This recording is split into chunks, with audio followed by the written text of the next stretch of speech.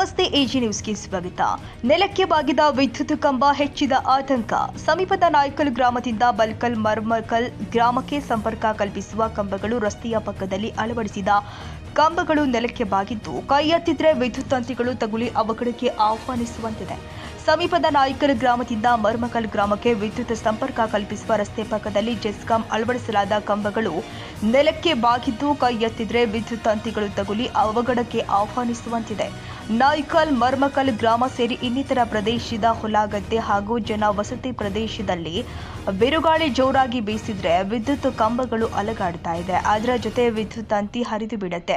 ವಿದ್ಯುತ್ ತಂತಿ ಹರಿದು ಹಲವು ಸಾವು ಪ್ರಕರಣಗಳು ಸಂಭವಿಸುವ ಸಾಧ್ಯತೆ ಇದ್ರೂ ಕೂಡ ಇಲಾಖೆ ತನಗೆ ಸಂಬಂಧವಿಲ್ಲದಂತೆ ವರ್ತಿಸ್ತಾ ಇದೆ ಅಂತ ಗ್ರಾಮಸ್ಥರು ಆಪಾದಿಸಿದ್ದಾರೆ.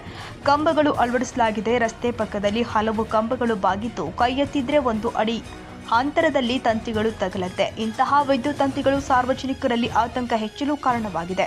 ತಕ್ಷಣ ಬಾಗಿದ ಕಂಬಗಳನ್ನು ಸರಿಪಡಿಸಬೇಕು, ಅಲ್ಲದೆ ಜೋತು ಬೀಳುವ ವಿದ್ಯುತ್ ತಂತಿಗಳನ್ನು ಸರಿಪಡಿಸಬೇಕು ಅಂತ ಗ್ರಾಮಸ್ಥರು ಹಾಗೂ ಜಮೀನು ಮಾಲೀಕರು ಆಕ್ರೋಶ ವ್ಯಕ್ತಪಡಿಸಿದರು. ರಸ್ತೆಯಲ್ಲಿ ಜೆಸ್ಕಾಂ ಇಲಾಖೆ ಅಳವಡಿಸಲಾದ ಕಂಬಗಳು ಬಾಗಿದ್ದು ತಂತಿಗಳಿಗೆ ವಿದ್ಯುತ್ ಸಂಪರ್ಕ ಕಲ್ಪಿಸಿರುವುದಿಲ್ಲ. ಕಂಬಗಳು ವಾರದೊಳಗೆ ಸರಿಪಡಿಸಲು ಅಗತ್ಯ ಕ್ರಮ ಕೈಗೊಳ್ಳಬೇಕು. ಇಲ್ಲದಿದ್ದರೆ ಜೆಸ್ಕಾಂ ಕಾರ್ಯಾಲಯದ ಮುಂಭಾಗದಲ್ಲಿ ಪ್ರತಿಭಟನೆ ಮಾಡಲಾಗಿದೆ ಅಂತ ಆಕ್ರೋಶ ಹೊರಹಾಕಿದರು.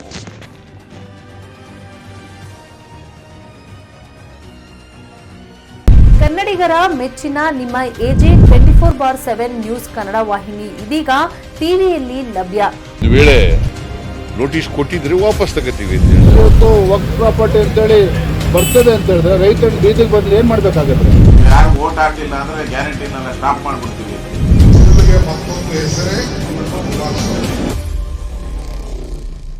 ಕರ್ನಾಟಕ ಮತ್ತು ದೇಶ ವಿದೇಶ 360 ಡಿಗ್ರಿ ಸುದ್ದಿ ಹಾಗೂ ಉತ್ತರ ಕರ್ನಾಟಕ, ಬೆಳಗಾವಿ, ಬಾಗಲಕೋಟೆ, ಧಾರವಾಡ, ಹಾವೇರಿ, ಗದಗ, ಬಿಜಾಪುರ ಜಿಲ್ಲೆಯ ಕ್ಷಣದ ವಿವರವನ್ನ ಪಡೆಯುವುದಕ್ಕೆ ಎಜೆ 24/7 ನ್ಯೂಸ್ ಕನ್ನಡ ವಾಹಿನಿಯನ್ನ ಲೈಕ್ ಮಾಡಿ, ವಿಡಿಯೋಗಳನ್ನ ಶೇರ್ ಮಾಡಿ, ಕಮೆಂಟ್ ಮಾಡುವ ಮೂಲಕ ನಮ್ಮ ವಾಹಿನಿಗೆ ಸಹಕಾರ ನೀಡಿ ಮತ್ತು ಚಾನೆಲ್ ಅನ್ನ ಸಬ್ಸ್ಕ್ರೈಬ್ ಮಾಡಿ. ಧನ್ಯವಾದಗಳು.